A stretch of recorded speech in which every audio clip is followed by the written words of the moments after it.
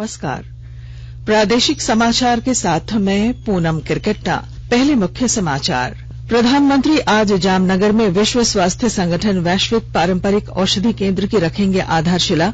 बनास सामुदायिक radio station भी राष्ट्र को करेंगे समर्पित। राज्य में पहले चरण के पंचायत चुनाव के लिए कल 317 महिला समेत 586 प्रत्याशियों ने भरा पर्चा। केंद्रीय आवासन एवं शहरी कार्य मंत्रालय के सूरत में आयोजित समारोह में रांची स्मार्ट सिटी को मिला स्मार्ट सिटी लीडरशिप अवार्ड। और गढ़वा की प्रियंका कुमारी ने किर्गिस्तान में आयोजित अंतर्राष्ट्रीय ग्रां प्री ट्रेडिशनल स्टाइल कुश्ती प्रतियोगिता में देश के लिए जीता पदक। और अब समाचार विस्तार से। प्रधानमंत्री नरेंद्र मोदी आज गुजरात के जामनगर में विश्व स्वास्थ्य संगठन वैश्विक पारंपरिक औषधि केंद्र की आधारशिला रखेंगे।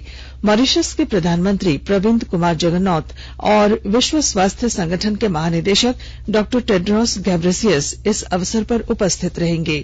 श्री मोदी बनास सामुदायिक रेडियो स्टेशन भी राष्ट्र को समर्पित करेंगे। यह सामुदायिक रेडियो स्टेशन किसानों को कृषि और पशुपालन से जुड़ी महत्वपूर्ण वैज्ञानिक सूचनाएं देने के लिए स्थापित किया गया है। प्रधानमंत्री कल से 3 दिन के गुजरात दौरे पर हैं। वे कल गांधीनगर में वैश्विक आयुष निवेश और नवाचार सम्मेलन का उद्घाटन करेंगे। राज्य में पहले चरण के पंचायत चुनाव के लिए चल रही नामांकन प्रक्रिया के तहत कल कुल 586 प्रत्याशियों ने पर्चे दाखिल किए। राज्य निर्वाचन आयोग द्वारा जारी रिपोर्ट के मुताबिक ग्राम पंचायत सदस्य के लिए 314, मुखिया पद के लिए 177, पंचायत समिति सदस्य के लिए 76 और जिला परिषद सदस्य के लिए 19 प्रत्याशियों ने नामांकन पत्र भरे। इनमें 317 महिला प्रत्याशी शामिल हैं। सबसे ज्यादा गिरिडीह में 210 पर्चे दाखिल किए गए। वहीं गढ़वा में 15, पलामू में 71, चतरा में 42, हजारीबाग में 42, देवघर में 3, गोड्डा में 66, साहिबगंज में 19, पाकुड़ में 21, दुमका में 34, धनबाद में 28, बोकारो में 21, गुमला में 3, रांची में 2, सिमडेगा में 3, सरायकेला खरसावां में 1 और पूर्वी सिंहभूम में 5 प्रत्याशियों ने पर्चे दाखिल किए। जबकि कोडरमा, लातेहार, जामताड़ा, रामगढ़, लोहरदगा, खूंटी और पश्चिमी सिंहभूम में किसी भी प्रत्याशी ने पर्चा नहीं भरा। पहले चरण में 21 जिलों के 72 प्रखंडों में पंचायत चुनाव के लिए 23 अप्रैल तक नामांकन दाखिल किए जा सकेंगे, जबकि 14 मई को मतदान होगा। मुख्यमंत्री हेमंत सोरेन ने उद्योग विभाग के साथ समन्वय बनाकर पर्यटन के क्षेत्र में निवेशकों को आमंत्रित करने के लिए कदम उठाने का निर्देश अधिकारियों को दिया है। मुख्यमंत्री ने कल पर्यटन, कला संस्कृति, खेलकूद एवं युवा कार्य विभाग की समीक्षा बैठक में अधिकारियों से कहा कि पर्यटक स्थलों पर सुरक्षा के सभी प्रबंध होने चाहिए। जलप्रपात तथा डैमों में रेस्क्यू बोट की व्यवस्था हो। उन्होंने पर्यटक स्थलों में मूलभूत सुविधाएं उपलब्ध कराने का भी निर्देश दिया। मुख्यमंत्री ने ऐतिहासिक विरासतों के संरक्षण के लिए सभी जरूरी कदम उठाने को कहा। वहीं खिलाड़ियों के लिए बेहतर प्रशिक्षण तथा सालों भर खेल महोत्सव आयोजित करने को कहा। राज्यपाल रमेश बैस ने कहा है कि राज्य में विकास की अपार संभावनाएं हैं, सिर्फ योजनाबद्ध तरीके से कार्य करने की जरूरत है। राज्यपाल ने कल पलामू में वरीय अधिकारियों के साथ बैठक कर प्रमंडल में चल रही विकास योजनाओं की प्रगति की जानकारी ली। उन्होंने शिक्षा, सड़क, स्वास्थ्य और सिंचाई जैसी बुनियादी सुविधाएं दुरुस्त करने पर जोर दिया। इसके साथ इन क्षेत्रों में बेहतर कार्य करने वालों को सम्मानित करने की भी बात कही। राज्यपाल ने पलामू में कम बारिश होने के बाद भी कृषि क्षेत्र में किए जा रहे नवाचार प्रयोगों की सराहना की और नगदी फसलों के मूल्य संवर्धन पर जोर दिया। झारखंड उच्च न्यायालय ने सहायक लोक अभियोजक एपीपी नियुक्ति परीक्षा के विज्ञापन को रद्द किए जाने के मामले में राज्य सरकार और झारखंड लोक सेवा आयोग से रिपोर्ट मांगी है। न्यायाधीश एसएन पाठक की अदालत में सुनवाई के दौरान सरकार की ओर से बताया गया कि एपीपी नियुक्ति को लेकर नए सिरे से विज्ञापन जारी किया जाएगा। इस मामले पर अगली सुनवाई 2 मई को होगी। खूंटी जिले में सभी दिव्यांगों को यूडीआईडी कार्ड उपलब्ध कराने के लिए महाअभियान चलाया जा रहा है। विस्तृत ब्यौरे के साथ हमारी संवाददाता। खूंटी जिले के सभी छूटे हुए दिव्यांग जनों को यूडीआईडी कार्ड उपलब्ध कराने हेतु महाअभियान चलाया जा रहा है, जिले के दिव्यांग जनों को दिव्यांगता प्रमाण पत्र निर्गत एवं सत्यापन करने हेतु मेडिकल बोर्ड का गठन किया गया है। प्रखंडों में कैंप का आयोजन कर दिव्यांग जनों को लगातार चिन्हित करने का काम किया जा रहा है तथा स्वावलंबन पोर्टल पर उनकी एंट्री सुनिश्चित कराई जा रही है। जिला स्तर पर मेडिकल टीम द्वारा इनकी डाटा एंट्री को सत्यापित किया जाएगा। इस संबंध में जिले के उपायुक्त शशि रंजन ने सभी संबंधित अधिकारियों को निर्देश दिया कि जहां जहां कैंप का आयोजन किया जाए वहां पर दस्तावेजों की जानकारी प्रसारित करें ताकि दिव्यांग जनों को किसी भी प्रकार की परेशानी उत्पन्न न हो। ज्योत्सना शीला, आकाशवाणी समाचार, खूंटी। ग्रामीण विकास विभाग ने 20 अप्रैल तक मनरेगा से संबंधित सभी अस्वीकृत ट्रांजैक्शन की त्रुटियां दूर कर मजदूरी भुगतान करने का निर्देश जिलों को दिया है। वहीं मजदूरी भुगतान के लिए समय सीमा भी निर्धारित कर दी है। मजदूरी के 15 दिनों के अंदर हर हाल में भुगतान हो, इसके लिए सभी प्रक्रियाएं पूरी करने के निर्देश अधिकारियों को दिए गए हैं।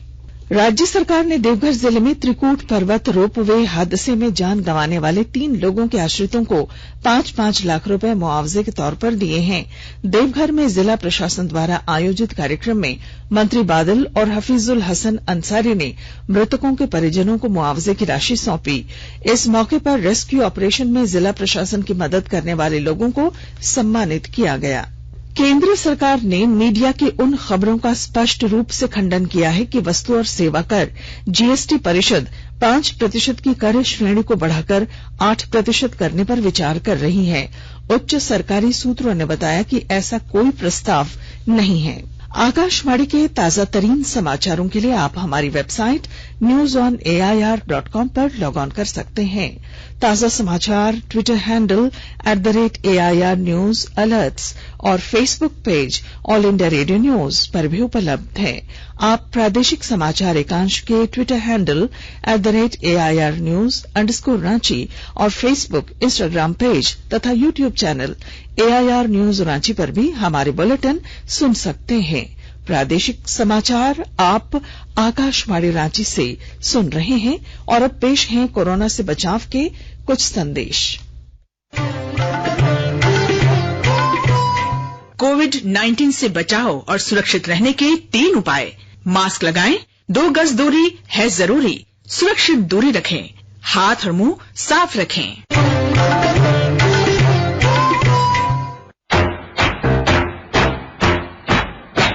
चलो एक शुरुआत करें, चलो एक फैसला आज करें, मास्क नहीं तो टोकेंगे, कोरोना को रोकेंगे, चलो एक वादा करते हैं, चलो एक वादा करते हैं, मास्क नहीं तो टोकेंगे, कोरोना को रोकेंगे। भारत सरकार द्वारा जनहित में जारी। प्रादेशिक समाचार में आपका फिर स्वागत है। केंद्रीय आवासन एवं शहरी कार्य मंत्रालय ने रांची स्मार्ट सिटी को स्मार्ट सिटी लीडरशिप अवार्ड से नवाजा है। गुजरात के सूरत में कल से शुरू हुए 3 दिवसीय स्मार्ट सिटी अर्बनाइजेशन कॉन्क्लेव में रांची स्मार्ट सिटी को बेहतर कार्यकुशलता, वित्तीय प्रबंधन और उपयोगिता के लिए ये सम्मान मिला है। इस मौके पर केंद्रीय आवास एवं शहरी कार्य मंत्री हरदीप सिंह पुरी मौजूद थे। गौरतलब है कि स्मार्ट सिटी मिशन की योजनाओं के क्रियान्वयन में झारखंड पूरे देश में दूसरे पायदान पर है। सूचना और प्रसारण मंत्री अनुराग सिंह ठाकुर ने युवाओं से देश के विकास में सक्रिय योगदान देने और अपनी जिम्मेदारी को समझने का आह्वान किया है।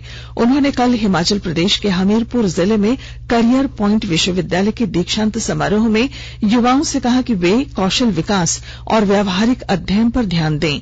उन्होंने कहा कि प्रधानमंत्री नरेंद्र मोदी की दूरदर्शी सोच और मजबूत नेतृत्व के कारण भारत ने कोरोना महामारी के दौरान कम समय में अत्याधुनिक स्वास्थ्य ढांचा तैयार किया है। अमृत महोत्सव के तहत आकाशवाणी के साप्ताहिक क्विज में आइए आप भी शामिल हों।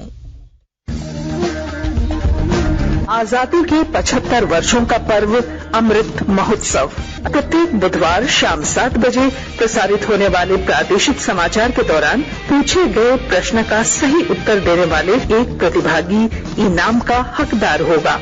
इसके लिए सुनते रहिए आकाशवाणी रांची का प्रसारण।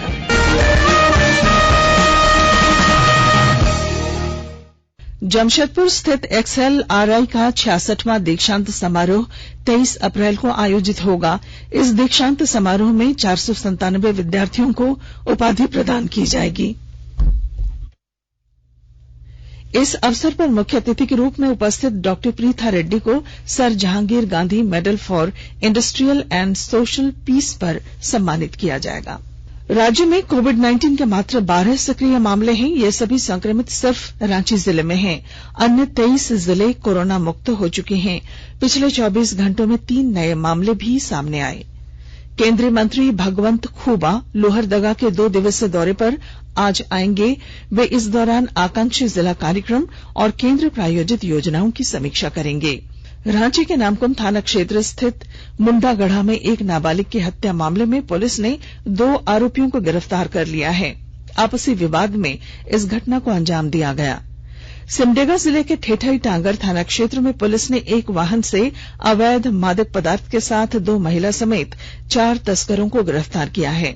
मादक पदार्थ उड़ीसा से बिहार ले जाया जा रहा था। लेफ्टिनेंट जनरल मनोज पांडे भारतीय सेना के 29वें सेनाध्यक्ष होंगे। वर्तमान सेनाध्यक्ष जनरल मनोज मुकुंद नरवाणे अपने 28 माह के कार्यकाल के बाद 30 अप्रैल को सेवानिवृत्त हो जाएंगे। केंद्र सरकार गुरु तेग बहादुर जी के 400वें प्रकाश पर्व के अवसर पर नई दिल्ली स्थित लाल किला परिसर से कल से 2 दिवसीय भव्य कार्यक्रम का आयोजन करेगी। यह कार्यक्रम आजादी का अमृत महोत्सव के अंतर्गत आयोजित किया जा रहा है।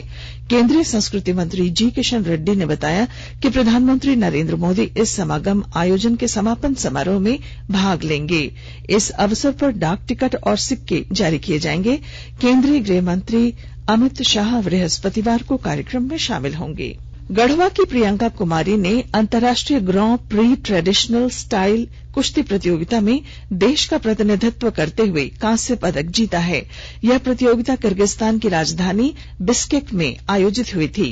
इससे पहले गोवा में आयोजित राष्ट्रीय कुश्ती प्रतियोगिता में प्रियंका ने स्वर्ण पदक हासिल किया था। मौसम विभाग ने रांची, धनबाद, हजारीबाग, गिरिडीह, बोकारो, रामगढ़, गुमला, खूंटी तथा संताल परगना समेत राज्य के कई हिस्सों में बादल छाए रहने और वज्रपात तथा बारिश होने का पूर्वानुमान जारी किया है। तो दूसरी ओर पलामू, गढ़वा और चतरा जैसे जिलों में लू चलने की चेतावनी दी है। मौसम में यह बदलाव 22 अप्रैल तक देखने को मिल सकता है। विभाग के मुताबिक कल सबसे अधिक तापमान गोड्डा जिले में 44.8 डिग्री सेल्सियस रिकॉर्ड किया गया। और अब अखबारों की सुर्खियां। राज्य से प्रकाशित होने वाले अखबारों ने देश में कोरोना के बढ़ते मामलों और राज्य में पंचायत चुनाव की चल रही नामांकन प्रक्रिया से जुड़ी खबर को प्राथमिकता के साथ प्रकाशित किया है। प्रभात खबर ने वित्तीय वर्ष के अंत में योजनाएं मंजूर हुई, किसानों को लाभ नहीं मिल पाया शीर्षक से खबर को पहली सुर्खी बनाई है। हिन्दुस्तान ने केंद्रीय ऊर्जा राज्य मंत्री द्वारा राज्य सरकार को बिजली के लिए पैसे देने की बात कहे जाने से संबंधित खबर पहले पन्ने पर ली है। दैनिक भास्कर ने कम बिक्री पर देनी होगी तय राशि, इसलिए टेंडर नहीं डाल रहे कारोबारी, 1 से लागू नहीं होगी शराब नीति शीर्षक को पहले पन्ने पर जगह दी है। दैनिक जागरण ने रिम्स द्वारा चतुर्थ वर्ग की नियुक्ति में अनियमितता बरते जाने की बात स्वीकारे जाने की खबर अपनी लीड बनाई है। अंग्रेजी दैनिक द टाइम्स ऑफ इंडिया और हिंदुस्तान टाइम्स ने लखीमपुर खीरी हिंसा मामले में आरोपी आशीष मिश्रा की जमानत सर्वोच्च न्यायालय द्वारा खारिज किए जाने की खबर प्रमुखता से दी है। और अब अंत में मुख्य समाचार। प्रधानमंत्री आज जामनगर में विश्व स्वास्थ्य संगठन वैश्विक पारंपरिक औषधि केंद्र की रखेंगे आधारशिला। बनास सामुदायिक रेडियो स्टेशन भी राष्ट्र को करेंगे समर्पित। राज्य में पहले चरण के पंचायत चुनाव के लिए कल 317 महिला समेत 586 प्रत्याशियों ने भरा पर्चा। केंद्रीय आवासन एवं शहरी कार्य मंत्रालय की सूरत में आयोजित समारोह में रांची स्मार्ट सिटी को मिला स्मार्ट सिटी लीडरशिप अवार्ड। और गढ़वा की प्रियंका कुमारी ने किर्गिस्तान में आयोजित अंतर्राष्ट्रीय ग्रां प्री ट्रेडिशनल स्टाइल कुश्ती प्रतियोगिता में देश के लिए जीता पदक। और इसके साथ ही आकाशवाणी रांची से प्रादेशिक समाचार का ये बुलेटिन समाप्त हुआ। नमस्कार।